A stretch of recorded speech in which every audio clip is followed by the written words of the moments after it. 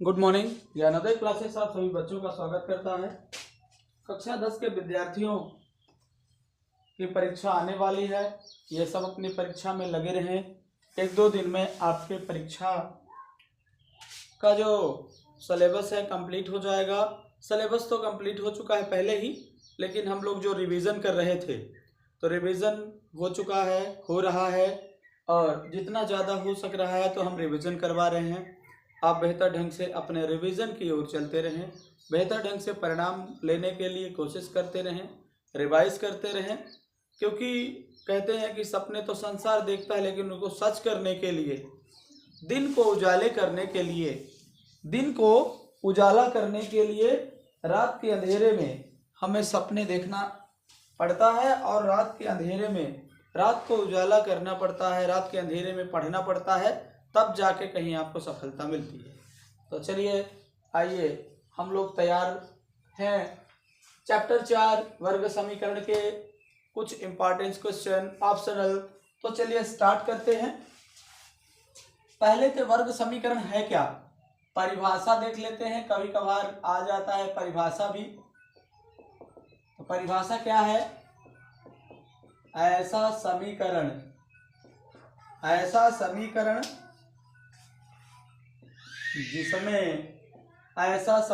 जिसमें चर राशि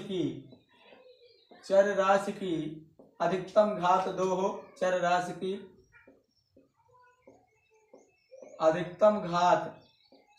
की अधिकतम घात 2 हो,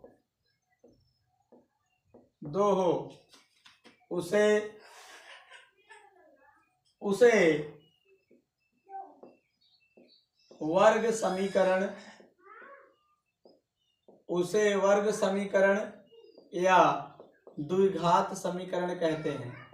क्या कहते हैं? वर्ग समीकरण या द्विघात समीकरण कहते हैं। ऐसा समीकरण जिसमें चर राशि की अधिकतम घात 2 हो, उसे वर्ग समीकरण या द्विघात समीकरण कहते हैं। हम एग्जाम्पल एक लिख देते हैं कि द्विघात समीकरण क्या है। जैसे हम मान लीजिए लिख दे 2x² minus x plus 1 equal to 0। ये द्विघात समीकरण होगा। पहला टाइप ये है। दूसरा टाइप भी बता देते हैं। दूसरा टाइप ऐसे भी हो सकता है कि x का पद ना रहे, 2x प्लस 1 इक्वल टू 0, ये भी रहेगा। या फिर तीसरा टाइप भी हो सकता है कि इतना रहे, 2x² प्लस x तक रहे, ये भी द्विघात समीकरण है। मतलब चर राशि की अधिकतम घात 2 हो और समीकरण हो तो उसे वर्ग समीकरण, क्वाड्रेटिक इक्वेशन या द्विघात समीकरण कहते हैं। अब इसका मानक रूप जो होता है द्विघात समीकरण का मानक रूप देख लेते हैं। द्विघात समीकरण का मानक रूप होता है अच्छे से ए बना देते हैं, ax² plus bx plus c equal to 0। ये होता है द्विघात समीकरण का मानक रूप। जब कभी हम तुलना करते हैं तो इसी समीकरण से तुलना करके निकालते हैं। अब चलिए आता है जो a, b और c है, इसी से बनता है विविक्तिकर। विविक्तिकर को कहते हैं डिस्क्रिमिनेंट। क्या कहते हैं? डिस्क्रिमिनेंट कहते हैं। तो विविक्तिकर का फार्मूला जो हमें चाहिए वो होता है कितना? विविक्तिकर होता है b² माइनस 4ac, जिसमें b है x² का मल्टीप्लिकेशन यानी गुणांक है, कोफिशिएंट x का कोफिशिएंट भी है और x² का कोफिशिएंट a है, मतलब गुणांक है, और c लास्ट टर्म है, अचर पद है। तो इसमें आप ध्यान दे लें, यह विविक्तिकर हो गया। अब कुछ कंडीशन है मूल के बारे में। यदि समीकरण के मूल, यदि वर्ग समीकरण के मूल, यदि वर्ग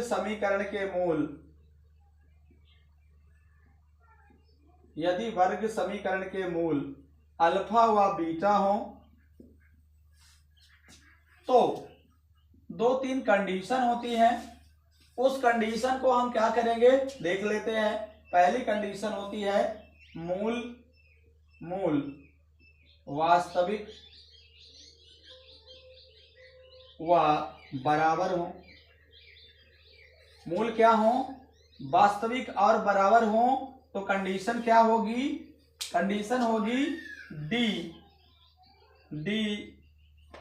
कंडीशन होगी डी इक्वल टू 0। और डी का मतलब क्या है? बी स्क्वायर माइनस 4ac होता है इक्वल टू 0। जब हम किसी वर्ग समीकरण का मूल वास्तविक कहेगा तो हम डी की वैल्यू निकालेंगे, यदि शून्य आता है तभी मूल वास्तविक होंगे।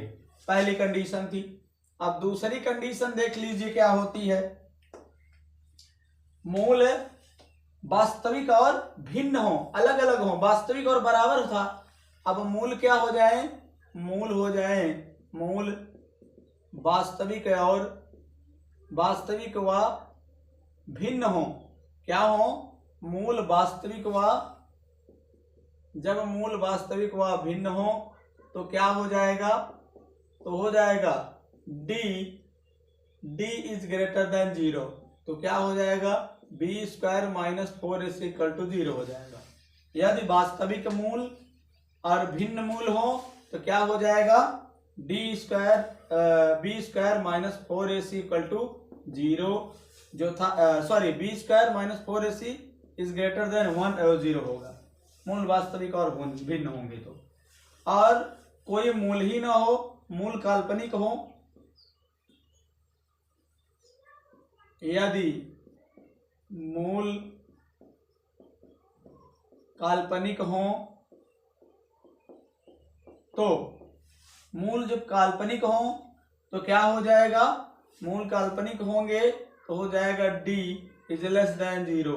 यानी जो विविक्तिकर हमारा होगा, विविक्तिकर का मान माइनस में आ जाएगा। क्या होगा? B square minus 4ac is less than 0।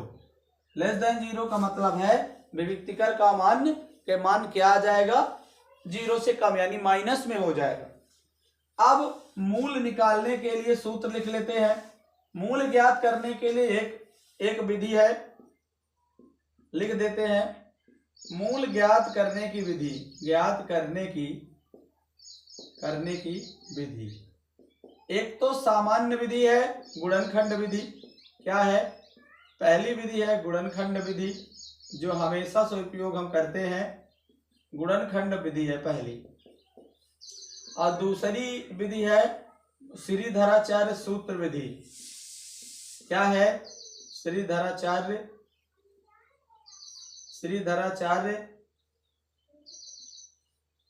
सूत्र विधि है। मूल ज्ञात करने की दूसरी विधि है श्रीधराचार्य, तो इसमें होता है x equal to minus b plus minus root of b square minus 4ac और पूरे के बटे में a होता है अपॉन 2a होता है, minus b plus minus root of b square minus 4ac upon 2a। तो अब ये सामान्य जानकारियां हैं जो हमारे ऑप्शनल में पूछी जाती हैं और पूछी जा सकती भी हैं, इसलिए हमने बता दिया। तो चलिए अब कुछ क्वेश्चन करते हैं। क्वेश्चन को हम बेहतर ढंग से करेंगे और उस पर विश्लेषण करेंगे। आइए देखते हैं। चलिए कुछ क्वेश्चन का विश्लेषण हम लोग करते हैं।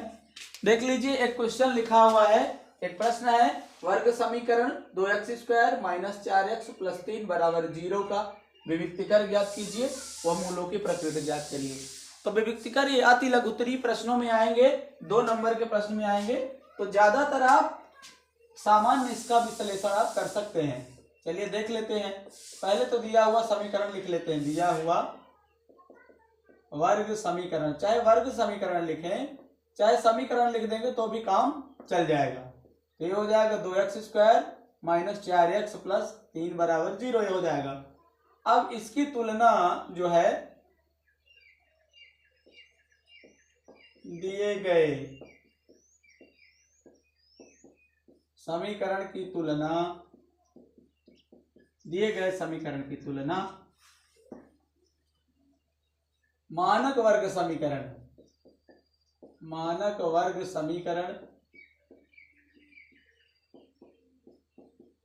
से करने पर, जैसे समीकरण से करेंगे तो क्या हो जाएगा, मानक वर्ग समीकरण क्या होता है, यहां से मिटा दें मानक वर्ग समीकरण, तो लिख दें यहां एक बार ax² plus bx plus c equal to 0 ये होता है ना। से करने पर, अब तुलना करेंगे तो a की जगह पे क्या है 2 है, b की जगह पे है -4 और c की जगह पे है +3। तो ये क्या करेंगे, विविक्तीकर का सूत्र क्या होगा, विविक्तीकर d का होता है b² - 4ac।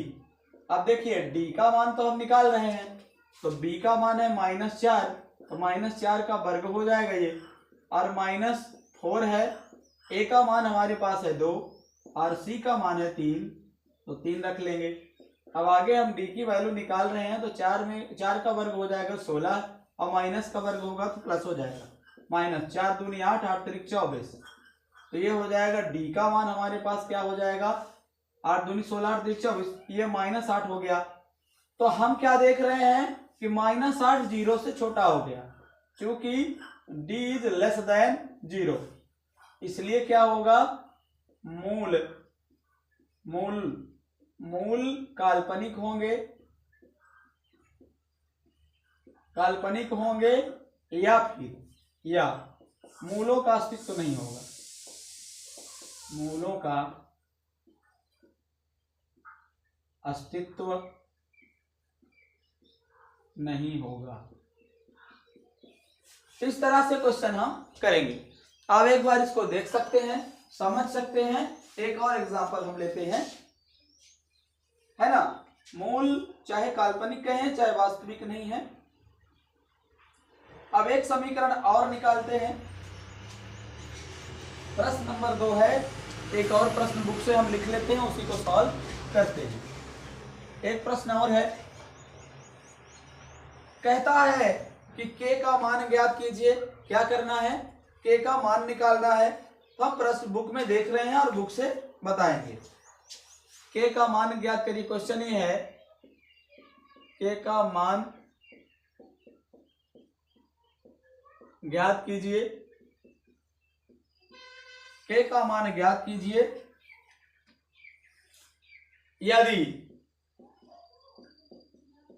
यदि समीकरण कौन सा, एक समीकरण दिया है 2x² plus kx, 2x² plus kx plus 3 बराबर 0 के मूल बराबर हो, के मूल बराबर है, इतना दिया है। तो जब मूल बराबर होते हैं तो क्या होता है, कंडीशन आप जानते हैं कि जब मूल बराबर होता है तो विविक्तिकर का मान 0 के बराबर होता है। तो पहले तो इसको लिख लेते हैं हम। सॉल्यूशन जब करेंगे तो समीकरण लिख लेंगे, दिया हुआ समीकरण थोड़ा सा लिख लें, अच्छे ढंग से लिख लें, क्योंकि बुक कॉपी में ऐसे लिखना पड़ेगा। दिया हुआ समीकरण ये है 2x² प्लस kx और प्लस कितना 3 बराबर 0। अब हम तुलना करेंगे, तुलना करने पर तो व्यापक समीकरण वर्ग समीकरण से तुलना हम कर रहे हैं, तो क्या हो जाएगा, a की जगह पर हो जाएगा 2, b की जगह पर हो जाएगा कितना k हो जाएगा और c की जगह पे 3 हो जाएगा। अब हम क्या जान रहे हैं, चूंकि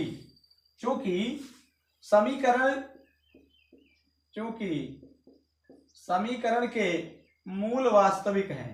क्या है, समीकरण के मूल वास्तविक हैं, वास्तविक व बराबर हैं। वास्तविक नहीं दिया है लेकिन बराबर दे दिया तो वास्तविक ही है, वास्तविक और बराबर है। और जब समीकरण के मूल वास्तविक हुआ होगा, यहाँ पे समीकरण के मूल जब मूल वास्तविक होंगे तो क्या होगा, d = 0 होगा। इसलिए d = 0 और d की वैल्यू क्या होती है, b² - 4ac = 0। तो अब हमारे पास b का मान है k, तो k का स्क्वायर हो जाएगा 4 है, a की वैल्यू 2 है और c की वैल्यू 3 है, इक्वल टू 0 हो जाएगा। ये हो जाएगा k स्क्वायर और ये 4 दूनी 8 3 24, चाहे -24 यहाँ पे लिख सकते हैं, इक्वल टू 0 लिख लीजिए। तो k स्क्वायर इक्वल टू क्या हो जाएगा 24। तो अब क्या होगा, k की वैल्यू हो जाएगी √24 और हम 24 को क्या लिख सकते हैं, लिख सकते हैं 2 दूनी 4 4 दूनी 8, क्या लिख सकते हैं 12 दूनी 24 लिख सकते हैं। तो 4 गुणे लिख सकते हैं इसको, हम क्या लिख सकते हैं, इसको लिख सकते हैं 2 गुणे 2 गुणे 2, ये 2 दूनी 4 दूनी 8 और गुणा 3 हो जाएगा। तो ये इसका आंसर क्या हो जाएगा हमारे पास, k इक्वल टू हो जाएगा इतना, 2 जोड़ा बनेगा, एक तो 2 बाहर निकल आएगा, 1 2 बाहर निकल आएगा, 2 यहाँ रहेगा और ये अंदर 2√6 हो जाएगा। अंदर जो जिसका जोड़ा नहीं बनता है, अंदर 2√6 हो जाएगा। हम इकाई देख लेते हैं, शायद इकाई का क्या है, तो हमारे पास ये 2√6 वैल्यू हो जाएगी। अब हम चाहें, अच्छा वर्गमूल जब लेते हैं तो प्लस माइनस आता है, यही हमारा आ जाएगा आंसर। इस तरह से आप कोई भी क्वेश्चन को सामान्य वर्ग समीकरण से हल कर सकते हैं। कुछ 1-2 क्वेश्चन हम करेंगे, चलिए देखते हैं और करते हैं। चलिए अब जो क्वेश्चन हमारे बोर्ड में लिखा हुआ है इसको देख लेते हैं कि जांच करना है कि दिया हुआ समीकरण द्विघात समीकरण है या नहीं। तो द्विघात समीकरण चेक करने के लिए हमको कौन सा रूप चाहिए, ax² + bx + c = 0 के रूप में यदि आता है सॉल्व करने पर तो ये द्विघात समीकरण होगा, अन्यथा नहीं होगा। तो चलिए देख लेते हैं, पहला नंबर जो दिया है सॉल्व करेंगे। तो पहला नंबर दिया है, चलिए तो x² - 2x = -2 3 - x इतना दिया हुआ है। इसको जब सॉल्व करेंगे तो ये हो जाएगा x² - 2x हो जाएगा इक्वल टू -2 का अंदर गुणा होगा तो -6 हो जाएगा, माइनस माइनस प्लस 2x हो जाएगा। अब ये क्या कर लेंगे, इसको सबको एक तरफ कर लेते हैं तो ये हो जाएगा x² - 2x है, ये प्लस 2x है तो उधर जाएगा तो ये भी -2x हो जाएगा, ये -6 है उधर जाएगा तो +6 हो जाएगा, इक्वल टू 0 बचेगा। तो यहाँ क्या हो जाएगा x² - 2 मिलकर के -4x हो जाएगा, +6 है। चूंकि यह मानक वर्ग समीकरण ax² + bx + c = 0 के रूप का है, इसलिए यह वर्ग समीकरण है। क्या है, अब देख लीजिए ax² bx + c, a का मान 1 है, b का मान -4 है, c का मान 6 है। तो पहला नंबर क्या हो जाएगा, वर्ग समीकरण है। पहला नंबर क्या है, वर्ग समीकरण है। अब दूसरे नंबर की बात कर लेते हैं, दूसरा नंबर चेक कर लेते हैं जो दिया है, लिखते हैं दिया है। आप देखिए दूसरा नंबर लिखा हुआ है x - 2 x + 1 और फिर लिखा है x - 1 और x + 3।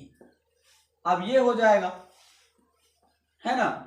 अब जैसे इसको चेक करते हैं तो पहली बात x में x + 1 का गुणा करेंगे, इससे एक बार इसका फिर इससे एक बार इसका, तो हो जाएगा। फिर -2 का गुणा करेंगे x + 1 से, ज्यादा सहूलियत होगी करने में।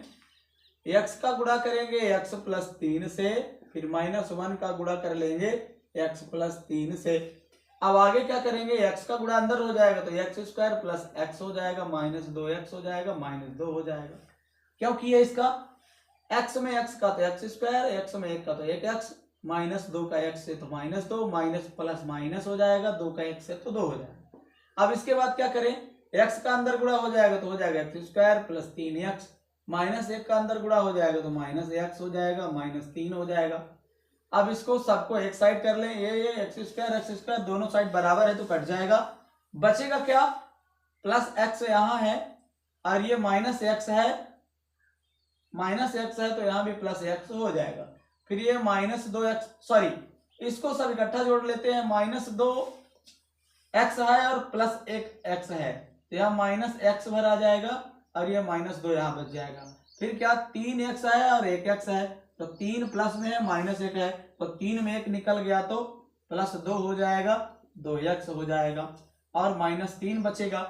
सबको एक तरफ अब कर लेते हैं तो क्या हो जाएगा, इधर ही ला लेते हैं, 2x माइनस x है तो प्लस x, माइनस 2 है तो प्लस 2, यहाँ माइनस 3 है तो माइनस 3 इक्वल टू 0 हो जाएगा। अब आप देखेंगे कि 2x बच रहा है, सॉरी 2x में 1x जुड़ जाएगा तो ये 3x हो जाएगा और प्लस क्या हो जाएगा, प्लस नहीं हो रहा माइनस 1 हो रहा है। क्यों, क्योंकि प्लस 2 है और माइनस 3 है तो माइनस 1 बराबर 0 हो जाएगा। क्योंकि यह समीकरण ax square plus bx plus c बराबर 0 के रूप का नहीं है, इसलिए क्या हो जाएगा, इसलिए यह समीकरण वर्ग समीकरण नहीं है। क्या नहीं है, वर्ग समीकरण नहीं है। जो ax square plus bx plus c के रूप का होगा वह वर्ग समीकरण होगा, अन्यथा नहीं होगा। इस तरह से हम चेक कर लेंगे, ये 3 नंबर तक प्रश्न आ सकता है, वो 2 नंबर का प्रश्न आ सकता है। तो आप कोशिश करें सामान्य प्रश्नों की सामान्य जानकारी बिल्कुल रिवीजन करते चलिए। आप जो भी जिस क्वेश्चन में कोई भी प्रॉब्लम हुआ तो बेहतर ढंग से कमेंट में लिख दीजिए कि हमें ये क्वेश्चन में प्रॉब्लम हो रही है, हम अवश्य बताएंगे। आप ये बिल्कुल मत कहिएगा कि हम नहीं बताएंगे, बिल्कुल हम बताएंगे। आप कमेंट में जरूर लिखते चलिए, है ना। सेशन अच्छा लगेगा तो लाइक करा करिए, अपने दोस्तों तक शेयर कर दीजिए, एक सब्सक्राइब अवश्य कर दीजिए। अब कमेंट में तो लिखेंगे ही। चलिए कुछ दूसरे क्वेश्चन और करते हैं और समझते हैं। चलिए देख लेते हैं, हमारे बोर्ड स्क्रीन पर 2 प्रश्न लिखे हुए हैं, तो प्रश्न का सामान्य आंसर हम करते हैं।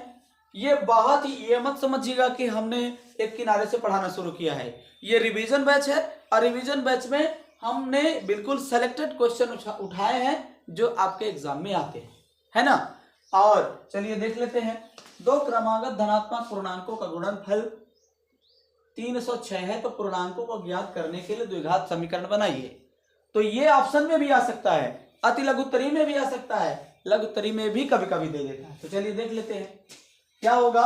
2 क्रमागत धनात्मक पूर्णांक, तो मान लेंगे, सॉल्यूशन करेंगे, माना कि पहली क्रमागत पूर्णांक हो जाएगा x लिख लेते हैं, तथा दूसरी क्रमागत पूर्णांक, क्रमागत धनात्मक पूर्णांक हम लिख सकते हैं, पूर्णांक है धनात्मक ही माना जाएगा क्योंकि लिखा हुआ है उसमें, x प्लस 1 हो जाएगा। क्रमागत का मतलब होता है तुरंत बाद। जैसे मान लीजिए कि हम यदि 2 है हमारे पास, तो 2 का क्रमागत 1 जोड़ेंगे तो 3 आएगा, है ना। तो अब आगे क्या करें, क्रमागत पूर्णांक है तो प्रश्नानुसार देख लेते हैं, जो शर्त लिखी हुई है प्रश्नानुसार क्या होगा, पहली क्रमागत पूर्णांक 2 क्रमागत धनात्मक पूर्णांकों का गुणनफल, तो दोनों का गुणा करना है तो कितना आएगा, पहली क्रमागत पूर्णांक हो गई और दूसरी क्रमागत पूर्णांक हो गई, दोनों का यदि गुणा करेंगे तो 306 आना चाहिए, है ना। तो अब इन दोनों को व्यवस्थित करना है, एक स्टेप यहीं पे लिख देते हैं। अब देखिए x का अंदर गुणा करेंगे, x स्क्वायर प्लस x हो जाएगा और ये 306 हो जाएगा। अब 306 को हम इधर ला लेंगे, यही हमारा क्या हो जाएगा, x square plus x minus 306 equal to 0 हो जाएगा। तो क्या होगा, यही हमारा क्या होगा, वर्ग समीकरण होगा जिसमें पूर्णांकों को हम ज्ञात कर सकते हैं। यही वर्ग समीकरण है जिससे पूर्णांकों को ज्ञात कर सकते हैं, पूर्णांकों को ज्ञात कर सकते हैं। तो एक आंसर इस टाइप का हो जाएगा, है ना। अब दूसरा समीकरण कहता है कि वर्ग समीकरण ये दिया हुआ है, के का मान ज्ञात करना है जिसमें समीकरण के मूल बराबर है। अभी बराबर मूल के लिए क्या हमने ज्ञात किया है, बराबर मूल के लिए ज्ञात किया है कि डी की वैल्यू 0 होती है। तो पहले तो समीकरण को सॉल्व कर लेते हैं। तो समीकरण क्या है, दिया हुआ वर्ग समीकरण हम लिख लेते हैं। तो है kx है और x माइनस 2 है प्लस 6 है बराबर 0, है ना। kx x minus 2 plus 6 equal to 0, ये समीकरण हमारे पास दिया हुआ है। अब आगे हम क्या कर लें, kx का अंदर गुणा करेंगे तो हो जाएगा kx स्क्वायर माइनस 2kx हो जाएगा प्लस 6 हो जाएगा इक्वल टू 0। अब हम इसकी तुलना कर देंगे, मानक समीकरण से तुलना कर दें, मानक वर्ग समीकरण से तुलना करने पर जैसे ही तुलना कर देंगे तो क्या हो जाएगा, a की जगह पे क्या है, k है, b की जगह पर है माइनस 2k और c की जगह पर है प्लस 6। और चूंकि समीकरण के आप देख लीजिए तुलना किए हैं ax square plus bx plus c से, तो a की वैल्यू हमारे पास क्या है, a की वैल्यू है आप देख लीजिए k है, b की वैल्यू है माइनस 2k, c की वैल्यू है 6। अब देखिए मूल, चूंकि समीकरण के जो मूल है, इसमें लिखा हुआ है प्रश्न में कि समीकरण के 2 बराबर मूल हैं। चूंकि समीकरण के मूल बराबर हैं, चूंकि समीकरण के मूल बराबर हैं, और जब समीकरण के मूल बराबर होंगे इसलिए क्या होगा, d बराबर 0 होगा। और d की वैल्यू हम क्या जानते हैं, क्या है, d को कहते हैं b square minus 4ac equal to 0। अब b की वैल्यू हमारे पास क्या है, b का मान है माइनस 2k, तो 2k का वर्ग करेंगे माइनस 4 है, फिर a की वैल्यू हमारे पास है k और c की वैल्यू है कितनी, 6 है इक्वल टू 0। अब हम क्या कर लेंगे, माइनस 2k का वर्ग करेंगे, 2 का वर्ग करेंगे तो 4 हो जाएगा, और k का वर्ग, 2 का वर्ग कितना होगा भैया, 2 का वर्ग कितना होगा, 4 होगा। 2 का वर्ग करेंगे, अब ये 4, अब k का वर्ग कितना हो जाएगा, k का वर्ग हो जाएगा कितना, k का वर्ग हो जाएगा k स्क्वायर, और माइनस का 2 बार गुणा करेंगे तो हमारे पास माइनस माइनस प्लस हो जाएगा। अब इसका क्या होगा, 4 में 6 का गुणा तो 24 हो जाएगा, और k हमारे पास है तो 24 के इक्वल टू 0। अब दोनों में k है तो k का दोनों तरफ डिवाइड कर देंगे, या फिर कॉमन ले लें, k का भाग लगा देते दोनों तरफ तो जल्दी होगा।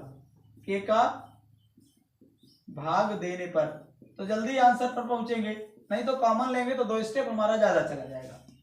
तो क्या कर लें, k का भाग लगाएंगे तो क्या हो जाएगा, 4k स्क्वायर बटे k हो जाएगा माइनस 24k बटे k तो करना ही है, इक्वल टू 0 बटे k, 0 में भी दोनों तरफ भाग होता है, तो k से k स्क्वायर कट जाएगा, k से k कट जाएगा, तो हमारे पास 4k का भाग दे दें, 4 भी हमारे पास हो जा रहा है, तो 4k का भाग लगाएंगे तो क्या हो जाएगा, 4k का भाग लगाएंगे तो 4 से 4 ये कट जाएगा, 4 छांग 24 होता है, तो हमारे पास क्या हो जाएगा, ये हो जाएगा। और 0 में भाग लगाएंगे, 0 में किसी भी नंबर्स का भाग लगाते हैं तो 0 ही आता है, मतलब हमारे पास क्या बच जाएगा, k माइनस 6 इक्वल टू 0। अब k माइनस 6 इक्वल टू 0 हो गया, अर्थात का k इक्वल टू 6 हो जाएगा, तो k की वैल्यू हमारे पास कितनी हो गई, 6 हो गई, और यही हमारा आंसर हो गया। ये लघुत्तरी प्रश्न है, बहुत ही महत्वपूर्ण प्रश्न है, आपकी परीक्षा में 2-4 बार आया है, इसलिए आप बेहतर विश्लेषण करके सॉल्व कर सकते हैं। चलिए इस सेशन में केवल इतना ही, हम लगातार स्टडी करते रहेंगे, अध्ययन करते रहेंगे। आपको जो भी प्रॉब्लम हो, किसी क्वेश्चन में कोई प्रॉब्लम हो, कंफ्यूजन हो, किसी टॉपिक में कोई कंफ्यूजन हो, संदेह हो, नहीं बन रहा है, बिल्कुल आप कमेंट में करिए, हम अवश्य आपको सलूशन प्रोवाइड कराएंगे। चलिए मिलते हैं नेक्स्ट सेशन में, नए ऊर्जा के साथ, नए उत्साह के साथ, नई एनर्जी के साथ और नए परीक्षा में आने लायक प्रश्नों के साथ। तब तक के लिए जय हिंद, जय भारत, जय हिंद, वंदे मातरम।